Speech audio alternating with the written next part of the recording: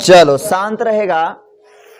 कल हम plant breeding के बारे में कुछ बताए थे, ध्यान में है? प्लांट ब्रीडिंग बोले तो पादप प्रजनन, ध्यान में है ना? प्लांट ब्रीडिंग बोले तो पादप प्रजनन। कहाँ गया रे प्लांट ब्रीडिंग? ये देखो देखो देखो देखो देखो देखो, करने गया।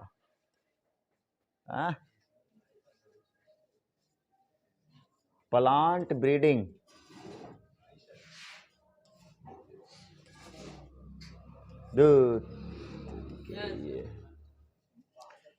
पादप में प्रजनन, हालांकि हम कुछ बताए थे ना, कुछ बताए थे, कुछ चर्चा कर दिए थे, थोड़ा बहुत फिर भी आज बता देते हैं। हालांकि टोटल चीजें बताया गया है पिछला क्लास में।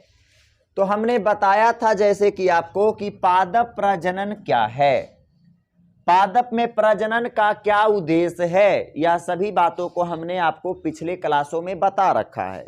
जैसे कि पादप प्रजनन, प्लांट ब्रीडिंग बोला जाए तो न्यू टेक्नोलॉजी और बुद्धि का उपयोग करके नई वैरायटी का पादप का विकास करना क्या कहलाता है? पादप प्रजनन। कल हमने बताया कि नई नई जो तकनीक आ गई है आज कृषि विभाग में, उस तकनीक का इस्तेमाल करके और अपने बल बुद्धि विवेक का प्रयोग करके आप पौधों में क्या करवाइए? प्रजनन करवाइए। क्या कराइए? पौधों में प्रजनन करवाइए। तो पौधों में प्रजनन के निम्नलिखित उद्देश्य से हम लोग करवाते हैं, ऐसा ही तो कराते नहीं है बिना फायदा के। कौन क्या करता है? एम ऑफ प्लांट ब्रीडिंग बोले तो पादप प्रजनन का उद्देश्य क्या क्या है? पादप प्रजनन का उद्देश्य देखिएगा, पादपों में प्रजनन करवाने के लिए हमारे निम्नलिखित उद्देश्य होते हैं, तब हम पादपों में प्रजनन करवाते हैं। जिसमें से हमने पहला बताया था, सबको खाली हम रिवाइज कर देते हैं, पिछला में एक्सप्लेन किया था सभी को। अधिक उत्पादन देने वाली पादप का क्या करने के लिए? प्राप्ति करने के लिए। मतलब पादपों में उत्पादन क्षमता बढ़े, इसके लिए पादप में क्या करते हैं? प्रजनन करवाते हैं। अगली बात, रोग कीट और सूखे में भी अच्छी उपज देने वाले, अगर रोग से भी ग्रसित हो जाए, कीट भी उसको पकड़ ले है, तब पर भी अच्छा फसल दे सके, और सूखे में भी उग जाने के लिए, समझ रहा है कि अगर सूखा रूखा भी है तो वहां पर उग जाए, जमीन एकदम सुखाड़ है वहां पर भी उग जाने के लिए। अगली बातें फसल, अगली बातें फसल को पकने में कम समय लगने के लिए। कोई कोई फसल होता है पक रहा है बहुत दिन में, तो वैसा फसल का क्या काम? मतलब कम समय में अच्छा फसल दे और जल्दी दे, इसलिए हम लोग पादपों में क्या करते हैं? प्रजनन करते हैं। अगली, अधिक पोषक तत्व और खाद्य गुणवत्ता वाले किस्म को प्राप्त करने के लिए, इसका मतलब होता है अधिक पोषक तत्व का मतलब होता है जिसमें कार्बोहाइड्रेट, प्रोटीन, वसा, विटामिन, टोटल हर एक चीज का मात्रा एक बैलेंसिंग रूप में हो। सभी पोषक तत्वों और खाद्य गुणवत्ता बोले तो वैरायटी, बोले सॉरी क्वालिटी वाले किस्म को क्या करने के लिए? प्राप्त करने के लिए पादप में प्रजनन करवाते हैं। अगला पॉइंट, अगला क्या है? अम्लीयता, लवणता और क्षारीयता, ये सभी किस्म की मिट्टियों में पादप को उगाने के लिए। कोई कोई ऐसा मिट्टी है जिसमें होगा क्या कि वह अम्लीय क्षेत्र में उग रहा है ना, तो लवणीय में नहीं उगेगा, अगर क्षारीय मिट्टी में उग रहा है तो लवणीय में नहीं उगेगा। तो ऐसा प्लांट का निर्माण कर दीजिए जिससे कि होगा क्या कि दोनों जगह उग सके। तो आप बताओ कैसे करें? अच्छा कोई बता सकता है दिमाग से? हालांकि कल बताए थे, एक लवणीय में उग रहा है पौधा और एक क्षारीय में उग रहा है पौधा। क्षारीय वाला पौधा लवणीय में नहीं उग सकता, लवणीय वाला पौधा क्षारीय में नहीं उग सकता। तो बताओ हम किस प्रकार से ब्रीडिंग करवाएंगे कि दोनों जगह उग जाए एक पौधा? क्या कराएंगे, कैसे कराएंगे, कोई बता सकता है?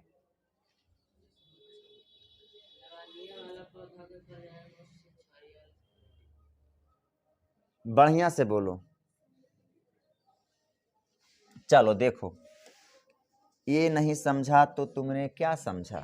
इधर देखो, पहला लवणीय वाला कोई पौधा लेंगे, देखेंगे कि जो लवणीय में उग रहा है और अच्छा वेराइटी का है, सब कुछ मटेरियल उसमें बढ़िया है, और एक पौधा को क्षारीय वाला लेंगे कि क्षारीय वाला पौधा कैसा है। क्षारीय में भी देखेंगे जैसे कि हमने ये वाला धान लिया जो 6 किलो उग रहा है, और ये भी लिया तो वो भी 6 किलो उग रहा है, दोनों बढ़िया बढ़िया है। लेकिन दिक्कत क्या है कि क्षारीय, चलो ये नहीं करा रहे हैं तो बराबरे होगा तो हम क्यों कराएंगे, अर्थात कह सकते हैं कि चलो ये 10 किलो दे रहा होगा, 8 किलो दे रहा होगा, जो दे, तो हमको लग रहा है कि क्षारीय वाला ये अच्छा है, यहां भी उगना चाहिए।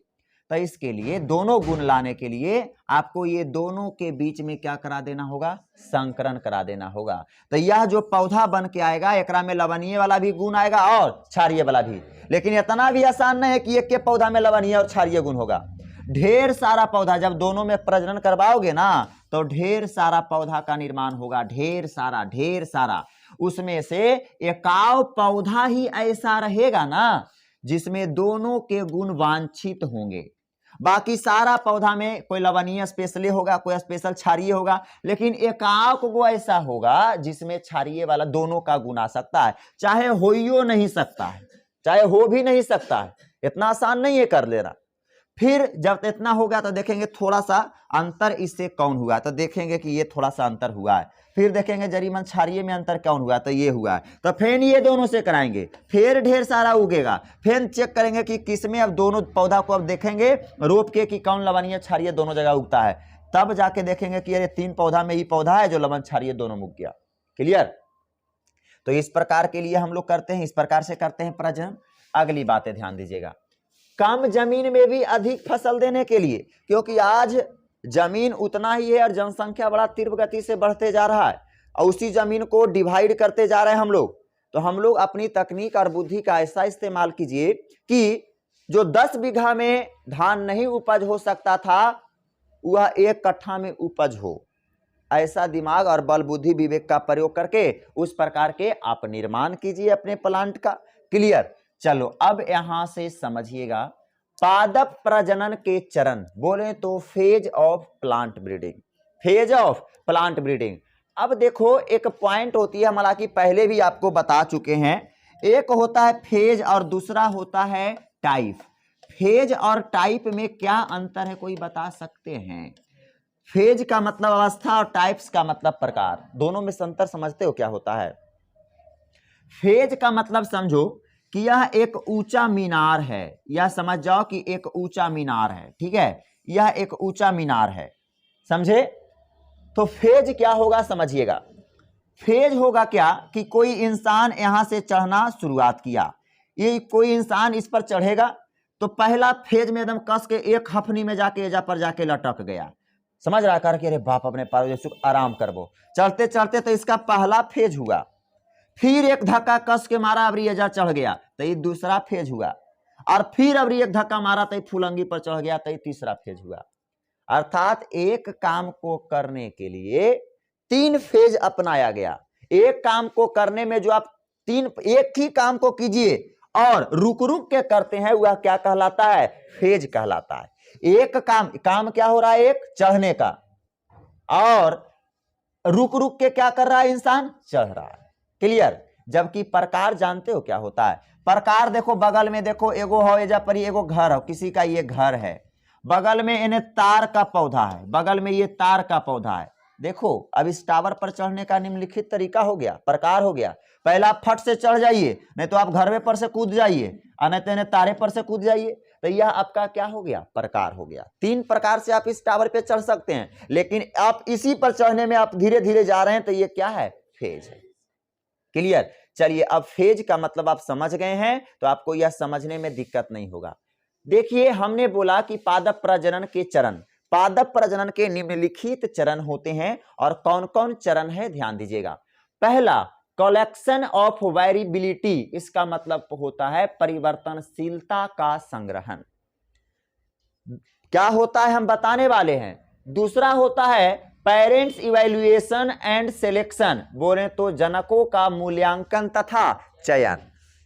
तीसरा क्या है? तीसरा अवस्था क्या है? Cross hybridisation among the selection, इसका मतलब होता है चयनित जनकों के बीच में क्या? संकरण। अगला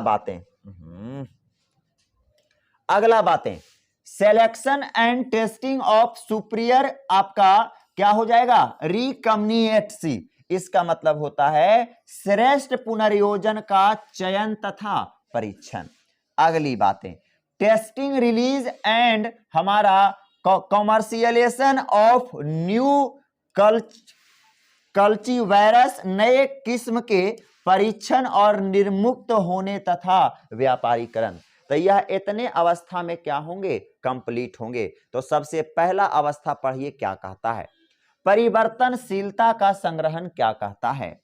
इसमें कहता क्या है, आनुवांशिक विभिन्नता या परिवर्तनशीलता, आनुवांशिक विभिन्नता या परिवर्तनशीलता पादपों में प्रजनन कराने की मूल आधार माना गया है। देखो, पहला कहा परिवर्तनशीलता या संग्रहता, इसका एक पॉइंट हमने लिखा कि आनुवांशिक विभिन्नताएं परिवर्तन का एक मूल आधार माना गया है। क्यों माना गया है, जरा समझिएगा। देखो, हम पादपों में प्रजनन करवा रहे हैं जी, जैसे कि यह पादप ले लिया, यह पादप ले लिया, ये पादपों में हम प्रजनन करवाने वाले हैं। तो पादपों में जब हम प्रजनन करवाएंगे तो आप खुद दिमाग लगाइए, ये जो पादप होगा इससे कुछ ना कुछ जेनेटिक के परिवर्तन करेगा, तबे ना कराएंगे। पता चले कि जैसन ई है वैसने ऊ है, तो हम क्यों कराएंगे पादप में प्रजनन। अर्थात कह सकते हैं आनुवांशिकी विभिन्नताएं या परिवर्तनशीलता पादपों में प्रजनन करवाने का एक मूल आधार माना गया है। अगर आप पादपों में प्रजनन करवा रहे हैं तो इस बात का हमेशा ध्यान में रखें कि हमेशा कुछ ना कुछ क्या होते रहना चाहिए, परिवर्तन होते रहना चाहिए। अब जब परिवर्तन ही नहीं आएगा तो क्यों कराएंगे पादप में प्रजनन, समझ रहा है बात को। तो फिर उसने नस्ल के पैदा ले लेगा तो पादपों में प्रजनन कराने से कोई फायदा है जी, नहीं। मतलब कहे के मतलब हो गया, पादपों में प्रजनन करवाना एक आनुवांशिकी विभिन्नताएं का एक मूल आधार माना गया है। जब तक आनुवांशिकी विभिन्नताएं नहीं आएगी, आनुवांशिकी विभिन्नताएं का मतलब हम जैसन ही है और उसने हमारा बेटा नहीं होना चाहिए, थोड़ा सा हट के होना चाहिए, तब ना फायदा हुआ। जैसन हम वैसने वो हो जाए तो कोई फायदा हुआ प्रजनन करवाने से। हम 4 किलो धान दे लियो, हमारे बेटवो दे लो, तो काहे ला इतना मेहनत करना, टेक्नोलॉजी और दिमाग ले रहना है, समझ रहा बात को। मतलब कुछ ना कुछ विभिन्नताएं आनी चाहिए। देखिएगा, अब चलिए पॉइंट ये कहता क्या है, हालांकि ये समझ गया पॉइंट। अब देखिए पॉइंट क्या कहता है, पादपों के जीन संरचना में परिवर्तन से उत्पन्न नए पौधों में विभिन्नताएं परिवर्तनशीलता का सिद्धांत कहलाता है। देखो, पादपों, हम जानते हैं कि कोशिका में क्या होते हैं, डीएनए होते हैं, और डीएनए में जीन होता है, पढ़ा चुके हैं सब। और जब भी आनुवांशिकी लक्षणों में परिवर्तन तभी आता है जब यह जीन में क्या आते हैं, परिवर्तन आते हैं। जब तक यह जीन में चेंजेज नहीं आएगा, जीन में परिवर्तन नहीं आएगा, अगला पीढ़ी में परिवर्तन नहीं आएगा। और हम बताए थे, हम लोग का जीन प्रत्येक मिनट, प्रत्येक क्षण, प्रत्येक सेकेंड हमेशा म्यूटेट कर रहा है। म्यूटेट का मतलब उत्परिवर्तन हो रहा है। यह देखने को मिलेगा आने वाले 150 सालों में, 200 सालों में, 1000 सालों में। हम लोग से जो प्रजातियां आने वाली है, अलग प्रकार की, अलग किस्म की प्रजातियां आने वाली है, समझे। हम लोग का डीएनए का अंदर जो जीन है ना, निरंतर चेंज हो रहा है, लेकिन अचानक चेंज नहीं होगा। अचानक चेंज हो जाएगा तो बीमारी हो जाएगा जी। अभी पता चलो कि हम ठीक ठाक ही हो, हमारा में अचानक चेंज आ गया म्यूटेशन, तो भोरे उरे हमारा मुंह कान टेढ़ हो जाएगा, अजीब हो जाएगा, समझ रहा है। तो देखो के कहेगा कि कैसन हो गया तुरते, तो दिक्कत ना है। ऐसे ऐसे धीरे धीरे धीरे धीरे धीरे धीरे परिवर्तन आएगा। हर एक चीज को धीरे धीरे ही परिवर्तन आना चाहिए। अगर धीरे धीरे नहीं आएगा तो समस्या क्रिएट होगा। जैसे कि अभी गर्मी से ठंडा की ओर प्रवेश कर रहा है, अरे गर्म से ठंडा की ओर प्रवेश कर रहा है ना जी। तो अब आप खुद बताइए, गर्मी से ठंडा की ओर जो प्रवेश कर रहा है मौसम, अगर गर्मी से अचानक ठंडा कर दे, कस के एकदम पूरा एकदम गंजी पर थे, अचानक एकदम निहाली बड़ा ठंडा कर दे, पटपटा के आदमी बेहोश हो जाएगा, शरीर ने आकार के उठलेगा। गर्मी से शरीर था, गर्मी के कारण स्किन एकदम पूरा चिकना हो गया था, स्मूथनेस हो गया था, पातर हो गया था। अब अचानक पर ठंडा पड़ेगा तो सहने नहीं कर पाएगा शरीर। तो धीरे धीरे पहले एक ब्रेक लगता है, फिर ब्रेक ब्रेक ब्रेक करते करते धीरे धीरे ठंडा कर रहा है, और उस अनुसार स्किन क्या हो रहा है, आपका हार्डनेस क्लियर के ले जा रहा है। देखो अब थोड़ा बहुत हम लोग का स्किन जो हो रहा है हार्ड होते जा रहा है। हाँ, तोरा चेक करके देखो बढ़िया से, काहे कि तोरा इस सब का आज एगो ट्रेंड चल रहा है आजकल, जानबे करता है, पतली कमरिया और हाय हाय हाय एगो ट्रेंड चल रहा है इस सब का। और सब ओकरे में युवा और युविनी दुनू पगलाल है। और कुछो ने एगो खाली एगो एने कर देगा खड़ा, हाय हाय हाय कमर एने करेगा, एगो ने ऐसे से करेगा, ले पगलाल है, टोटल पागल होल है इसके पीछे। इन्हें एगो इन्हें करने गया, इस बैच का नहीं है, ओहो दिन भर में तीन गो रील बनाता है और स्टेटस में डालेगा हाय हाय हाय हुए करते रहेगा। आने से पहले वो शुरू में ऐसे करता है, हो शुरू में ऐसे करता है, उसके बाद तब लगता है स्टार्ट करता है कि पतली कमरिया तो हाय हाय हाय। कैसा कैसा जमाना है, सारा कुछ छोड़ के पूरा दुनिया चाह रहा है कि किस प्रकार से हम लोग अच्छा प्रजनन करवाएं जो आने वाली पीढ़ियां को अच्छा फसल मिल सके। लेकिन यहाँ कल के युवा तो अपने कमर को दोलावे में लगल है और हाय हाय हाय करे में लगल है। चलो अरे हाय हाय के करता है? ट्रांसजेंडर।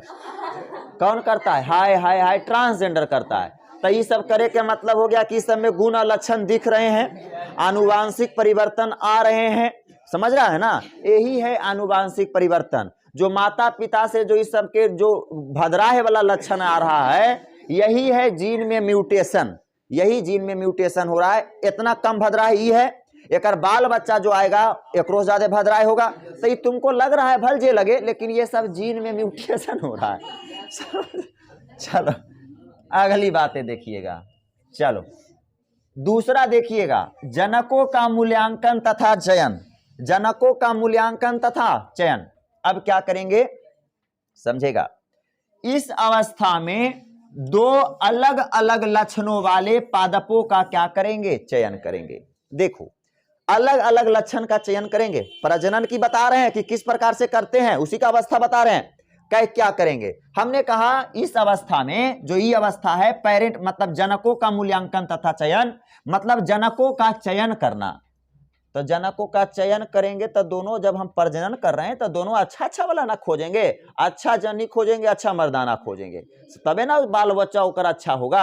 अर्थात कह सकते हैं एक पौधा ऐसा खोजेंगे जिसमें रोग प्रतिरोधक क्षमता क्या होगा? अधिक होगा, जो रोगों से लड़ने की क्षमता अधिक होगी। और दूसरा पौधा हम ऐसा लेंगे जिसमें पैदावार ज्यादा होती होगी, पैदावार की वृद्धि अधिक होती होगी। और दोनों गुण के हमको पौधा विकसित करना है, तब ये दोनों में क्या करा देंगे? संकरण करा देंगे।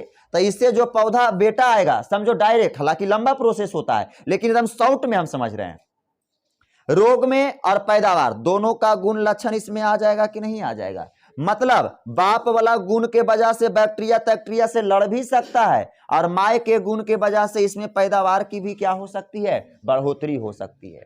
क्लियर? तो दूसरा फेज में हम क्या करेंगे जी? अलग अलग लक्षणों वाले हम पादपों का क्या करेंगे? चयन करेंगे। मतलब एगो देखेंगे कि अच्छा रोग प्रतिरोधक वाला कौन सा पौधा है, और एगो देखेंगे कि कौन पौधा पैदावार की ज्यादा वृद्धि देती है। क्लियर? तीसरा फेज चयनित जनकों के बीच में संकरण करेंगे। ये है जो दोनों हम करवा के पहले तैयार कर दिए, क्योंकि सब करें अच्छा लगता है। चलो अब अगला देखिएगा, यह देखिए हो गया। देखो चयनित जनकों के बीच संकरण, अभी बताया ना कि मतलब इस अवस्था में चयनित जनक के पराग कणों को संग्रहण करेंगे। चयनित जिसको तुमने पसंद किया है कि ये पौधा के बीच में हमको क्या कराना है? पॉलिनेशन कराना है। तो आप पहला वाला पौधा को पराग कण को निकाल लीजिए, और वह पराग कण को आर्टिफिशियल तरीके से न करा रहे हैं, दूसरा वाला पौधा के फुलवा के अस्टिग्मा वाला पर जाके से करके क्या कर दीजिए? रख दीजिए। तो वह पॉलिनेशन होगा, ढेर सारा पौधा बनेगा, उसमें से एकाक गो में लक्षण आएगा, और फिर उसको हम ट्राई करके देखेंगे, रोप के देखेंगे कि दोनों के गुण आया है कि नहीं आया है। समझे बातों को? चलो, लेकिन यह बात ध्यान में रखना, यह एक जटिल और अधिक समय लेने वाली क्या होती है? प्रक्रिया होती है, जिसमें सैकड़ों संकरण में केवल एक ही में वांछनीय गुण आता है। हमने बोला ना कि अब हम करा रहे हैं तो पौधा तो सैकड़ों जन्म लेगा, समझ रहा है, लेकिन एक गो होगा जो क्या होंगे? बढ़िया होंगे। चाहे हो सकता है वो एक गो ने बढ़िया हो। बात समझ में आया? क्लियर? दिक्कत है क्या? चलो अब देखिए अगली बातें, यहां तक समझ में आ गया। अब जैसे कि देखो बहुत सारा नियम कानून है जी। जैसे कि इधर देखना, या कोई पौधा लिया या दूसरा पौधा लिया, अब इसका ढेर मनी परागकण हमने निकाल लिया। क्या निकाल लिया? परागकण। अब एकरा पर परागकण डालेंगे तो तरीका और नियम बहुत अलग प्रकार से होंगे। पहला बात है तो इसको एक पहले ऐसे करके चादर से इसको छेकेंगे। क्यों? क्यों? ताकि एजा पर अगल बगल और कोई पौधा है, मुंह मारे में सब तेज होता है, पता चलेगा कि चादर से हम ऐसे करके नहीं घेरे हैं तो या दूसरा वाला पौधा के परागकण फेन टूट के यहां पर गा के गिर जाए। समझ रहा है बात को? तो फिर पॉलिनेशन कराने से फायदा क्या होगा? अर्थात हम डालेंगे और तुरंत में ऊपर से घेर देंगे कि अब दूसरा कोई क्या एंट्री कर अंदर नहीं मिलेगा। उसके बाद देखेंगे कि जो पौधा हमारा निर्माण कर रहा है वह पौधा में 100 करीब करीब हमारे सैकड़ों संकरण में से पौधे बनेंगे, जिसमें से एकाव ही जो होगा जिसमें दोनों का गुण अर्थात वंशनीय गुण क्या होंगे? संयोजन होंगे, मतलब आएंगे। अर्थात 100 पादपों में केवल एक पादप का ही दोनों गुण क्या होंगे? विराजमान होंगे। क्लियर? यह सब समझ सकते थे तुम, ठीक है। चलो अगला बातें, अब कुछ हो गया। अगली बातें, श्रेष्ठ पुनर्योजन का चयन तथा परीक्षण। अब जैसे कि अब हमरा पता चल गया कि दोनों पौधा से, पता चल गया कि ये दोनों पौधा से, ये जो हमारे हैं दोनों पौधा से ये जो पौधा अच्छा वाला बना है, गुड पौधा बना है, बढ़िया पौधा बना है। अब इस पौधा को हम चेक करेंगे ना जी, अर्थात चयन करेंगे कि कौन बढ़िया है। चयन कर लिए कि ढेर सारा पौधा बना था, ढेर सारा पौधा बना, तो हम सबको चेक किया कि कौन सा बढ़िया है। तो अच्छा वाला पौधा का हमने क्या कर लिया? चयन कर लिया। अब अच्छा वाला चयन पौधा को करके, अब अच्छा वाला चयन पौधा को करके अब हम क्या करेंगे? इस अवस्था में संकरण से प्राप्त संतति को वैज्ञानिक मूल्यांकन, वंचित लक्षणों को समावेश वाले पादप को चयन किया जाता है। फिर इन पादपों को कई पीढ़ियां तक, अब जैसे जो पादप प्राप्त हुआ है आपको बढ़िया वाला, वह अब दोनों के बीच में आप स्वपरागन कराते रहिए, अपने अपने में कराते रहिए। फिर दूसरा से कराइएगा तो दूसरा वाला गुण आ जाएगा, मतलब स्वपरागन कराते रहिए, अपने वाला में कराते रहिए, तो जिससे कि आएगा तो उसी दोनों का गुण आते रहेगा, आते रहेगा, आते रहेगा, और धीरे धीरे अच्छी प्रजाति उसकी क्या आने लगेगी? स्टार्ट होने लगेगी। अगली बात है, 5वां नंबर में क्या होता है? नए किस्मों का परीक्षण, निर्मुक्त होना तथा व्यापारीकरण।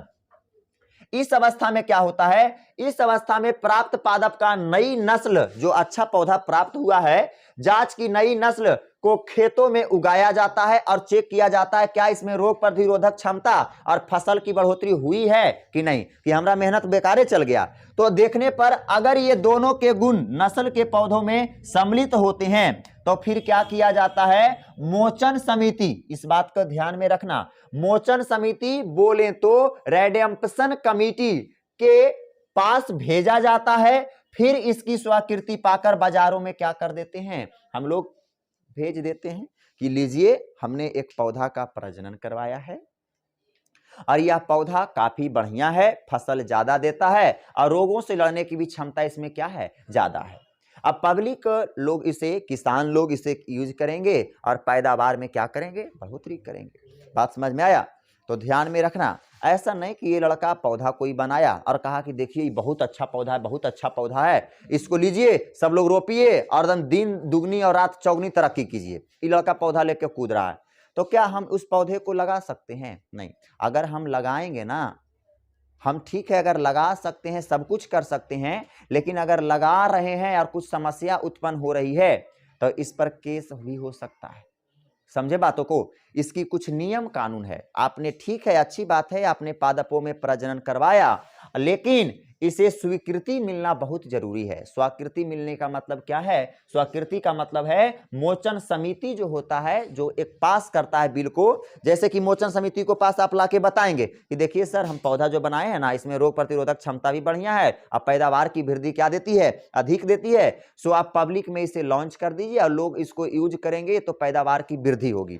तो वो आपको रखेगा, आपका जो पौधा आया देखेगा, उसको चेक करेगा, बढ़िया से छानबीन करेगा, अगर बढ़िया है तो फिर मार्केट में क्या कर देगा? आपके बनाए गए प्रोडक्ट को यह क्या कर देगा? लॉन्च कर देगा और लोगों के एडवर्टाइजमेंट के जरिए बता देगा कि नहीं भाई फलाना बाबू अच्छा वाला पौधा बनाए। अब पता चले कि इसको अपने आप में ये करके दे दिया, अब हो सके इसका पौधा पादप सारा बढ़िया, सब कुछ बढ़िया है, लेकिन हो सके उसके अंदर जहरीले पदार्थ भी उत्पन्न होते हों, हो सकते हैं उसके अंदर न्यूट्रिएंट्स की मात्रा कम हो, कुछ ऐसा दिक्कतें आ सकती है जो हम खाएं तो हमको धीरे धीरे धीरे धीरे 4 से 5 सालों में हमारी समस्या उत्पन्न हो सकती है हमारी शरीर को। समझ रहा है बात को? तो बताओ ये सब पौधा का क्या काम है? तो वह आगे तक की बातों को सोचता है, क्या इस पौधे से आने वाले समय में कोई परेशानी तो नहीं होगी। ऐसा नहीं ना कि इसके अंदर कोई खराब हार्मोन बन रहा है जिसके वजह से इंसान खाएगा तो दिक्कत समस्या हो जाएगा। तो अगर ऐसा निकल गया तो वहीं पर आपके पादप को कह देगा कि नहीं, ये पादप को बाजार में नहीं उतारा जा सकता है, आपके पादपों में यह चीज कमी है, यह 5-6 सालों में इंसान को बीमार कर सकता है अगर रेगुलर इसको सेवन किया जाए अर्थात खाया जाए तब। क्लियर? तो आपका हमेशा जो भी कोई पादप बनता है तो कहां से ऑर्डर लेना पड़ेगा? मोचन समिति से। मोचन समिति से आपको स्वीकृति पाकर ही बाजारों में क्या किया जाता है? उतारा जाता है। क्लियर? अब अगली बातें छोटी सी पॉइंट है, जीडीपी क्या है? जीडीपी को हम फुल फॉर्म कहते हैं ग्रॉस डोमेस्टिक प्रोडक्ट। हालांकि यह चैप्टर का मेरा हिस्सा नहीं है, लेकिन छोटा सा एक जीडीपी के बारे में आने वाला है, इसी कारण हम इसका चर्चा कर दिए। जीडीपी का मतलब होता है ग्रॉस डोमेस्टिक प्रोडक्ट, बोले तो सकल घरेलू उत्पाद। सकल घरेलू उत्पाद किसे कहते हैं? समझिए सकल घरेलू उत्पाद क्या है। सकल घरेलू उत्पाद क्या होता है? किसी देश की सीमा में एक निर्धारित समय के भीतर तैयार सभी वस्तुएं और सेवाओं का कुल मौद्रिक का मतलब होता है पैसा कौड़ी तथा बाजार मूल्य का संकल्प घरेलू उत्पाद कहलाता है। सकल घरेलू उत्पाद कहलाता है। क्लियर? क्या कहलाता है? सकल घरेलू उत्पाद। समझिएगा इधर से, तुमने सुना होगा कभी कभी ऐसा बोलता होगा कि भारत की जीडीपी गिर गई है। सुने होंगे भारत की जीडीपी गिर गई है। तो इसका मतलब क्या होता है जानते हो?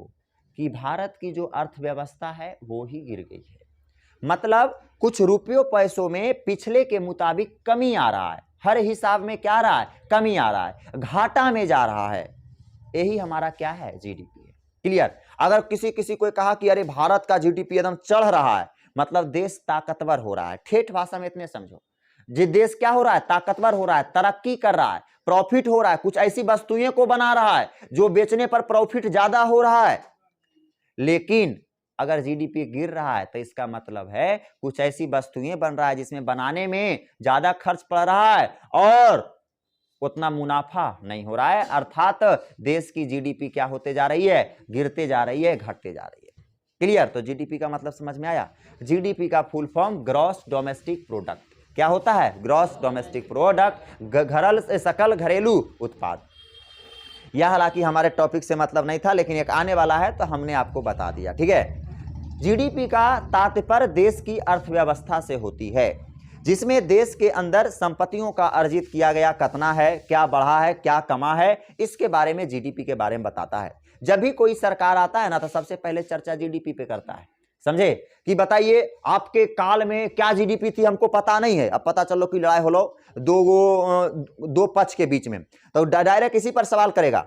पता नहीं है आपके बारे में, आपका सरकार में जीडीपी कितना गिरल था, मेरा सरकार में देखिए जीडीपी कितना चढ़ल है। तो इसका मतलब जीडीपी मतलब कौन चीज? जीडीपी चढ़ल है मतलब ट्रेन चढ़ल है। जीडीपी का मतलब हो गया कि हमारे सरकार आए जिस समय से देश की अर्थव्यवस्था में क्या आया? सुधार आया और दिन प्रतिदिन चढ़ता जा रहा। क्लियर? चलिए अगली बातें देखिए। ग्रीन रेवोल्यूशन बोले तो हरित क्रांति किसे कहते हैं? एक बात ध्यान रखना, हरित क्रांति का जनक प्रोफेसर एम.एस. स्वामीनाथन को कहा जाता है। Professor M S. स्वामीनाथन को हरित क्रांति का क्या माना गया है जी? जनक माना गया है, फादर ऑफ हरित क्रांति है।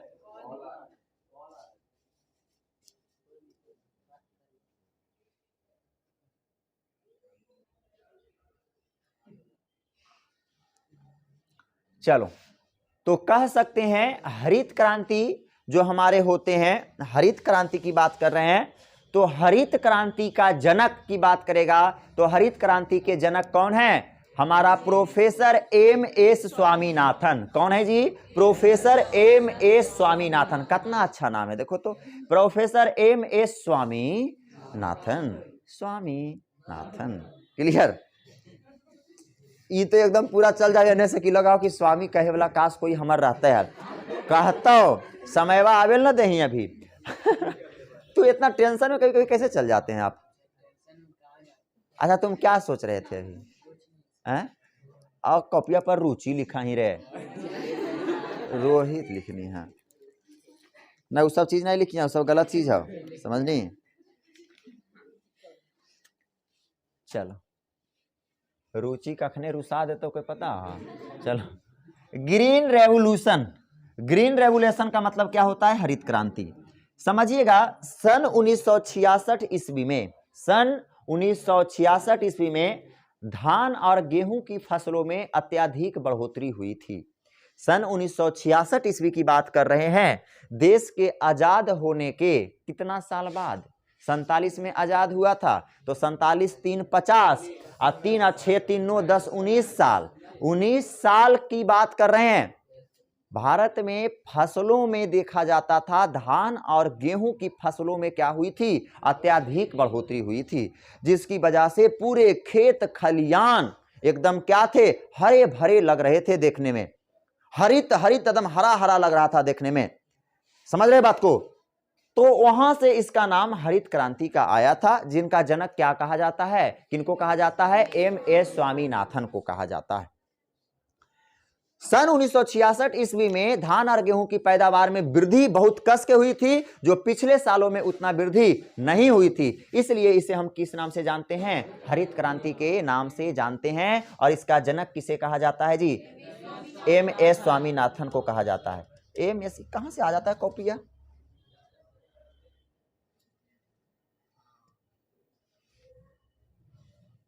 चल हो गया ना, इतना म्याज करना रहता है। चलो अब देखिएगा, अब एक बात ध्यान में रखिएगा, ये कटूर बातें चाहे अच्छी बातें जो सोचिए, लेकिन यह हकीकत है। दोनों बातें जो बोल रहे हैं बहुत अच्छी बातें हैं और यह सच्चाई है। इसमें भारत एक कृषि प्रधान देश है, इसमें कोई दुमत नहीं है। भारत कृषि प्रधान देश ही है। आज हम लोग नौकरी चाकरी के पीछे भाग रहे हैं, वो एक अलग चीज है, क्योंकि आज हम लोग सोचते हैं, ऐसा मानते हैं कि हम लोग अगर कृषि पर डिपेंड्स रहें तो हम लोग अच्छा से 2 वक्त की रोटी भी हम लोग को जुट नहीं पाएगा। या सोचते क्या है, या रियल में होता है। किसान जितना एक अच्छा तरीके से नौकरी चाहे बाहर में कुछ काम लंदो फंदो प्राइवेटो करके कमा लेगा ना, खा लेगा ना बढ़िया से, वो किसान नहीं खाएगा। किसान खुद सब्जी बनाएगा, सब्जी उपजाएगा, लेकिन वह उसको सब्जी नसीब नहीं होगा।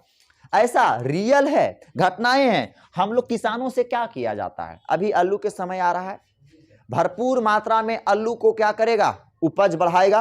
और जब कस के आलू का उपज बढ़ जाएगा ना, आलू के बीज दे रहा था 1500 रुपया बोरा, 1600 रुपया बोरा, और कस के मेहनत करके बेचारा आलू उपजाया, तो पता चल लो कि आलू के भाव हो गलो 8 रुपया किलो। उपजलो तो हो गलो आलू के भाव कितना? 8 रुपया किलो। बेचारा क्या करे? पूंजी भी नहीं आ रहा है, और उसके पास उतना आलू जो उपजाया है, आलू रखने के लिए उसके पास जगह भी नहीं है, क्योंकि आलू रखने के लिए कोल्ड स्टोरेज होना चाहिए, वातानुकूलित होना चाहिए, जिससे कि आलू सड़े नहीं, आलू खराब नहीं होवे। अब बेचारा के पास है नहीं, अब भाव में खरीद रहा है 300 रुपया किलो से, कह रहा है ज्यादा पैकेट देवे नहीं करेंगे, 250 रुपया ज्यादा पैकेट देवे नहीं करेंगे। बेचारा अब रख भी नहीं सकता है, और उस परिस्थिति में मरता क्या नहीं करता, 250 पैकेट क्या कर दिया? सेलिंग कर दिया। खाए पिए भर जरीमन रखा, एकाक मन रखा, सारा माल को सेलिंग कर दिया। बड़े बड़े व्यापारी लोग उसको स्टोर कर लिए, बढ़िया तरीके से बड़ा बड़ा स्टोरेज बनाए थे, या उसको स्टोर कर लिए। और जो 1-2 बोरा किसान रख लेता, वो घरवा में सड़ उड़ गया।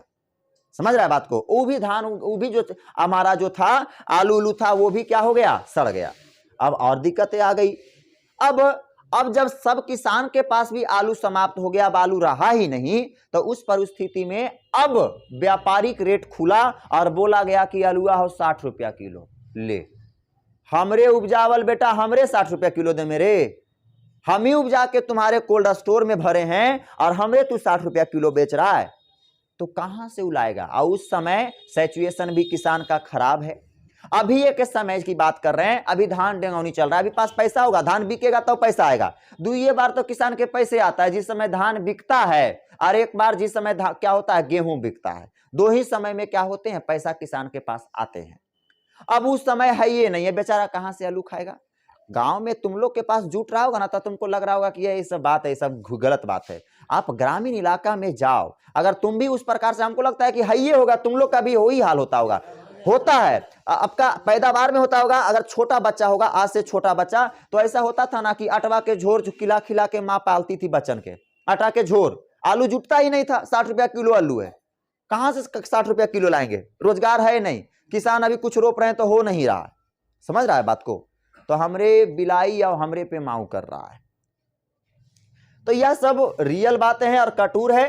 तो भारत एक प्रकार का क्या है, कृषि प्रधान देश है, जिसकी 33% जीडीपी कहां से आती है, कृषि से। भले जो रहे लेकिन 33% अर्थव्यवस्था को सुधारे कौन रखता है, कृषि। कौन रखता है जी, कृषि रखता है। 33% जीडीपी हमारी कृषि से आती है। भारत की यह भी बातें सच है कि भारत की 62% जनता और युवा लोगों का रोजगार देने का काम कृषि ही करता है। इतना लोग पढ़ रहा है, क्या लग रहा है कि सब के सब लोग, भगवान करे आप लोग कर लें, अच्छी बात है, लेकिन सब लोग करिए लेगा तो वो दिखते वाली बात है, समझ रहा है बात को। हमारा रियन कौन बनेगा, फिर किसान कौन बनेगा, फिर रोजी रोटी कौन ला के देगा, सब फील्ड में होना जरूरी है, समझे। लेकिन इस बात को ध्यान में रखना, 62% जनता जो है ना भाई साहब, 62% जो हमारी जनता होती है यह कृषि से ही रोजगार पाती है। आप लोग आ गए पढ़े लिखे, अगर नौकरी चाकरी नहीं मिला, नौकरी चौकरी तो हालांकि तोर करतूत के वजह से नहीं मिलेगा, अच्छा से पढ़मा लिखमा तो लगता और नहीं पढ़मा लिखमा तो ना लगता, लेकिन तुम दोष किसको दे देगा, सरकार के दोष दे देगा कि फलना के सरकार हो, नौकरी एकरे वजह से नहीं हो रहा है, बस यही फट से बोल देगा। क्योंकि कहा जाता है कि अपना में दोष अगर ढूंढे लगे इंसान तब कोई समस्या ही नहीं होवे, अपना में ढूंढेगा नहीं कि तुमने आईएससी में क्या किया है, ग्रेजुएशन में क्या किया है, हमेशा तो रहा है ढेल फोड़ के चक्कर में, और उसके चलते तू खोजता है बाद में नौकरी, तो तुमको नौकरी कहां से मिलेगा, समझे बातों को। तो लेकिन जो मेहनत कर रहा है वो नौकरी ले रहा है, क्लियर। तो 62% जो युवा हैं जो वैसे काम करेंगे तो उसको रोजगार कहां से मिलेगा, कृषि से मिलेगा, समझ रहा है बात को, कहां से मिलेगा, कृषि से। इसी में से हम बोल देते हैं, इसी में से क्या लगता है, 10 गो लड़का रहेगा, एक आध 2 गो लड़की रहेगी, नौकरी करेगी। हम इतना 1-2 गो लड़की बोल रहे हैं, 10 गो लड़का, मतलब सोच लो कि हम कुछ सोच ही के बोल रहे होंगे, समझ रहा है बात को। 10 गो लड़का होगा जो मेहनती होगा, बढ़िया से करेगा होगा, एक आध गो लड़की 2 गो मेहनती होगी जो करेगी, समझ रहे हो। तो यहां से हमारी होती है। अब इधर ध्यान दो, अब क्या होता है, प्रोफेसर एम.ए. स्वामीनाथन की चर्चा कर रहे हैं, जो हरित क्रांति का क्या कहलाते हैं जी, जनक। हमारा प्रोफेसर एम.ए.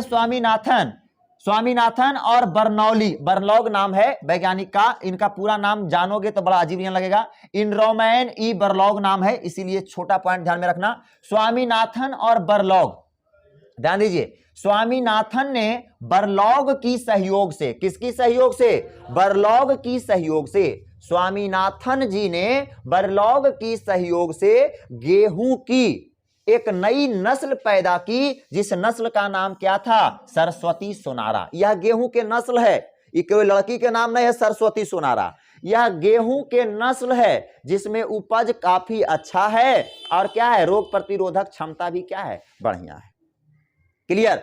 और यह सरस्वती सोनारा को कौन लाए हैं जी, स्वामीनाथन। किनकी मदद से, बर्लॉग की मदद से। गेहूं की किस्में है, कौन किस्में है, सरस्वती सोनारा, क्लियर। ओहे प्रकार के हाइब्रिडाइजेशन करा के लाया गया है, क्लियर।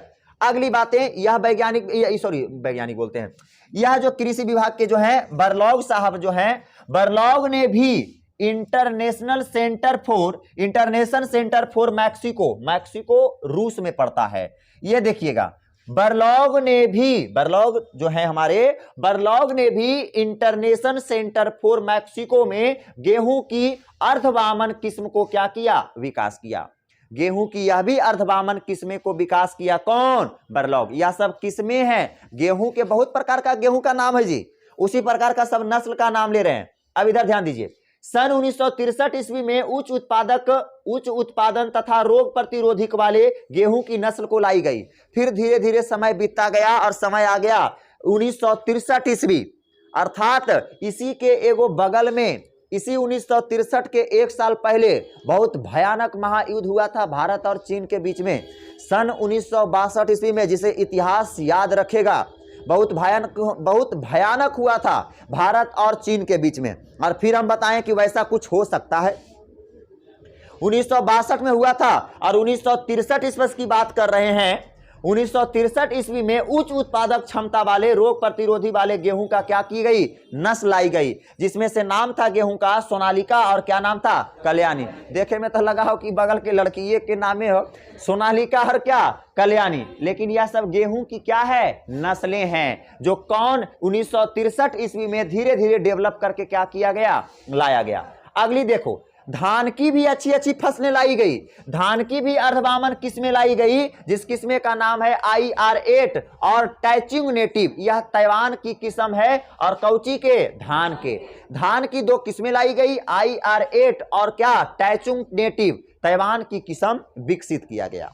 क्लियर, यह सब लेक्चरिएट है। अब इधर देखेगा, यहां पर अब IR8 का विकास, इधर देखना, जो IR8 जो धनमा वाला फसलवा है, IR8 का विकास इंटरनेशनल राइस आपका रिसर्च इंस्टीट्यूट ने किया था। IR8 का जो निर्माण किया था नस्ल का धनमा वाला, इसको कौन किया था, इंटरनेशनल राइस इंस्टीट्यूट किया था।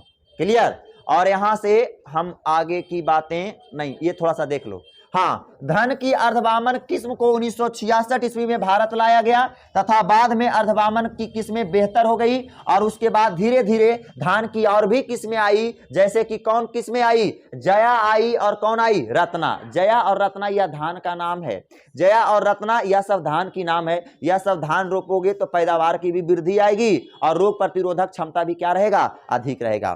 क्लियर, कल ध्यान में रखना, कल हम लोग पढ़ेंगे गन्ना में सुधार। गन्ना में सुधार का मतलब समझ रहे हो, कुछ ऐसा गन्ना है जिसमें हम सुधार लाना चाह रहे हैं और अच्छा बनाना चाह रहे हैं, यही गन्ना में सुधार है और इसकी बातें हम कल करेंगे। ठीक है, हाँ, तो परसों ही चैप्टर खत्म हो जाएगा, पूरा खत्म कर देंगे, चाहे 1.5 घंटा पढ़े पड़ेगा, खत्म करेंगे तो करेंगे कब, परसों। ठीक है, नहीं